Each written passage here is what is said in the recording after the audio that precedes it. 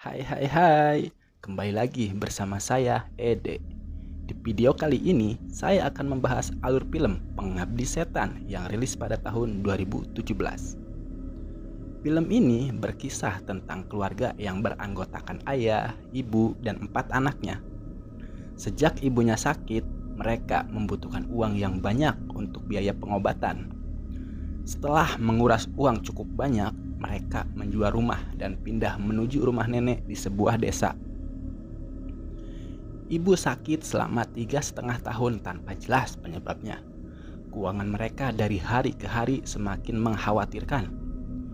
Keluarga ini krisis secara finansial hingga suatu hari sang ibu meninggal. Setelah ibunya meninggal, teror satu persatu mulai muncul. Salah satunya penampakan sosok yang mirip dengan ibu. Sosok itu menghantui Rini dan anak-anaknya. Kejadian itu membawa Rini menemukan fakta tentang masa lalu ibu. Dahulu kala, keluarga mereka pernah melakukan sebuah perjanjian hitam dengan makhluk halus. Konsekuensi itu sangat berpotensi mengancam nyawa mereka. Dan film ini merupakan remake dari film judul yang sama pada tahun 1980. Tanpa berlama-lama, kita langsung saja ke pembahasannya. Check this out.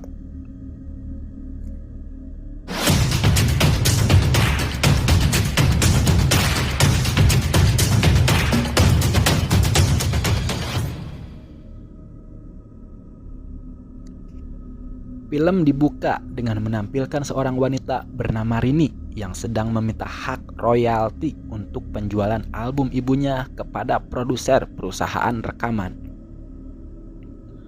Lantas, produser itu mengatakan kalau pendapatan royalti untuk lagu ibunya sangat sedikit karena penjualan album ibunya sudah kurang laku di pasaran setelah ibunya sakit bertahun-tahun. Dengan rasa kecewa, akhirnya Rini pun pulang ke rumahnya.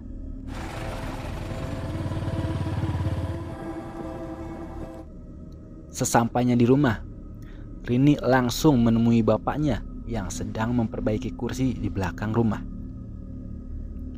Rini menceritakan soal royalti itu dan menyarankan bapaknya untuk menjual rumah itu dan uangnya bisa dipakai untuk pengobatan ibu dan mereka bisa pindah ke rumah yang lebih kecil.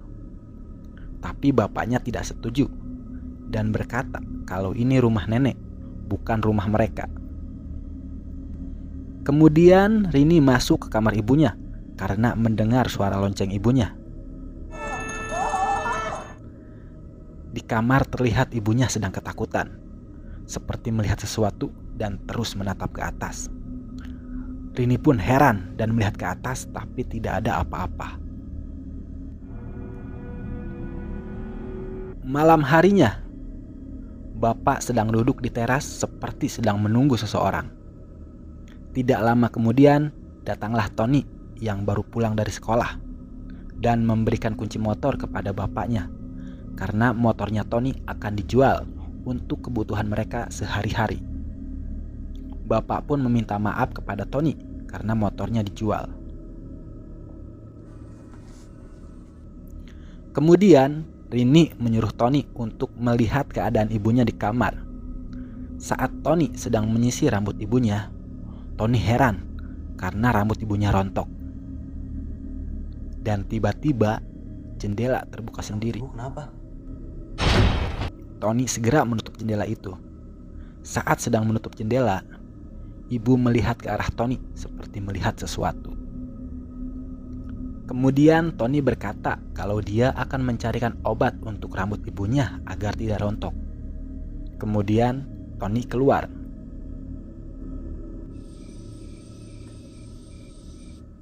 Di tengah malam, Rini terbangun karena mendengar lonceng ibunya berbunyi. Rini pun bergegas ke kamar ibunya dan melihat ibunya sedang berdiri dekat jendela. Rini pun menghampiri ibunya. Namun, ketika Rini melihat ke kasur, Rini kaget. Ternyata ibunya sedang berbaring di kasur. Dan Rini pun terbangun. Tiba-tiba Rini mendengar lagi suara lonceng ibunya. Dengan perasaan takut, Rini pun pergi ke kamar ibunya. Rini melihat ibunya sedang berdiri menghadap jendela. Rini pun menghampiri ibunya dan bertanya, "Ibu sudah bisa bangun?" Udah bisa bangun. Tiba-tiba, ibu terjatuh dan Rini berteriak memanggil bapaknya. Ketika diperiksa oleh bapaknya, ternyata nyawa ibu sudah tidak ada. Dan mereka semua menangis dengan kepergian ibu. Akhirnya ibu pun dimakamkan. Setelah selesai pemakaman ibu, bapak pun berterima kasih kepada Pak Ustadz yang sudah membantu pemakaman. Kemudian Rini dihampiri oleh Hendra yang merupakan anak dari Pak Ustadz yang membantu pemakaman ibu. Kemudian Rini menghampiri Bondi yang enggan beranjak dari makam ibunya karena Bondi takut ibunya akan bangkit lagi. Karena Bondi sudah mencapai langkah ke-39. Rini pun berkata kalau itu tidak benar dan akhirnya mengajak Bondi untuk pulang. Malam harinya, setelah selesai acara tahlilan, Bapak menyuruh Bondi dan Ian untuk segera tidur. Setelah menyuruh Bondi dan Ian untuk tidur, Bapak berkata kepada Rini dan Tony bahwa besok dia akan pergi ke kota untuk mencari pekerjaan. Rini pun bertanya, "Apa tidak terlalu cepat? Kan ibu baru saja meninggal." Bapak pun menjawab, karena rumah mereka akan disita kalau tidak segera ditebus. Dan bapak berjanji akan segera pulang kalau sudah mendapatkan uang. Kalian jaga adik-adik. Malam itu, Bondi dan Ian tidak bisa tidur. Kemudian, Bondi melihat ke arah jendela. Karena kamar jendela mereka langsung menghadap ke kuburan. Bondi pun melihat ada seseorang yang sedang mengawasi rumahnya. Lalu Bondi mengajak Ian untuk tidur. Sedangkan di kamar Tony yang sedang mendengarkan radio tiba-tiba dikagetkan dengan suara lonceng dari kamar ibunya. Kemudian Tony memeriksa ke kamar ibu dan melihat lonceng itu bergerak sendiri. Tony pun kaget ketakutan dan langsung lari kembali ke kamarnya. Pagi harinya, Bondi berkata kalau dia tidak mau sekolah. Bentar dulu. Kemudian, ketika Rini hendak mencuci piring, Rini seperti melihat sesuatu di jendela. Dan ketika dilihat lagi, ternyata sosok itu sudah tidak ada. Kemudian Bondi yang sedang asik memainkan mainan yang dikasih kakaknya dan melihat foto-foto yang ditampilkan, tiba-tiba dia dikagetkan dengan gambar sesosok perempuan mirip ibunya. Dan Bondi langsung melempar mainan tersebut. Dan ketika dilihat kembali, ternyata gambar itu tidak ada.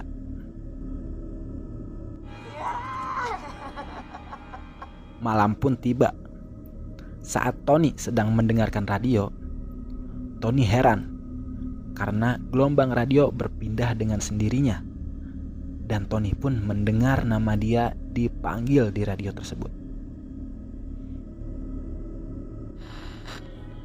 Kemudian Tony mematikan radio. Tiba-tiba Tony dikagetkan dengan suara dari arah sampingnya yang meminta Tony untuk menyisir rambut ibunya. Tony pun kaget sampai terjatuh dari kasur dan melihat sesosok ibu ada di samping kasurnya.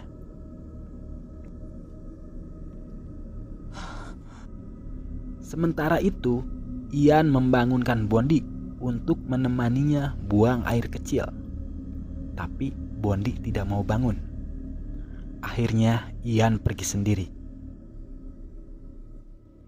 Saat Ian sedang di kamar mandi, Ian dikagetkan dengan kemunculan Bondi ada di sampingnya. Kamu bilang kak. Kemudian Ian berkata kalau dia takut melihat foto ibunya. Bondi pun mengambil selimut untuk menutupi foto ibunya.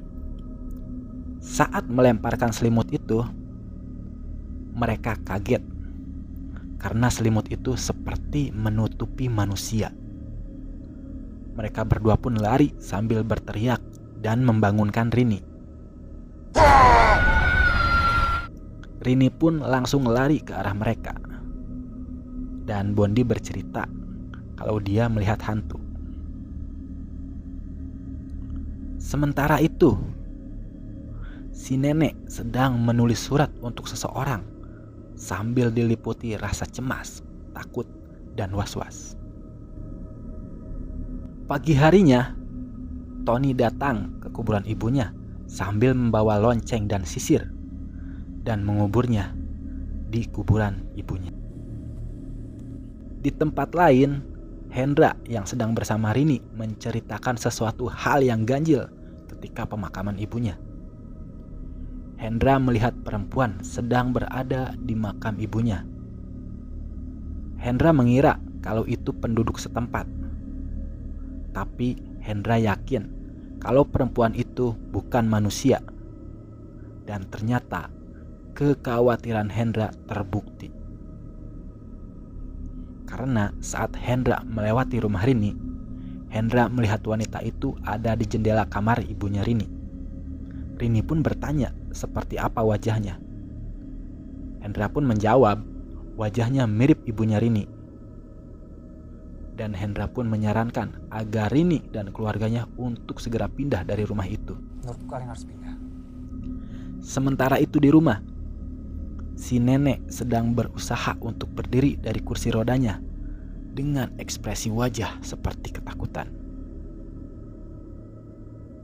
Sesampainya di rumah, Rini mencari si nenek dan memanggil si nenek. Namun, Rini dikagetkan dengan teriakan Bondi dari arah sumur. Saat melihat ke dalam sumur, Rini kaget melihat neneknya sudah berada di dalam sumur dengan keadaan tidak bernyawa.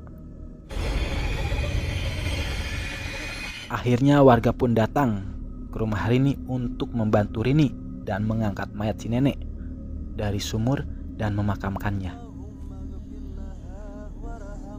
Setelah selesai pemakaman, mereka berkumpul sambil menemani Bondi yang sakit karena shock melihat kejadian saat neneknya meninggal dengan tragis. Saat Rini sedang membereskan kamar neneknya, Rini menemukan surat yang ditulis si nenek beberapa hari lalu. Rini pun mengajak Hendra untuk mengantarnya ke kota dan mencari tahu siapa orang yang dimaksud si nenek untuk menerima surat itu. Sampailah mereka di sebuah rumah susun dan menemukan alamat yang mereka cari. Rini pun mengetuk pintu tersebut dan terlihat seorang pria tua keluar dari balik pintu dan menanyakan maksud dan tujuan mereka mendatanginya.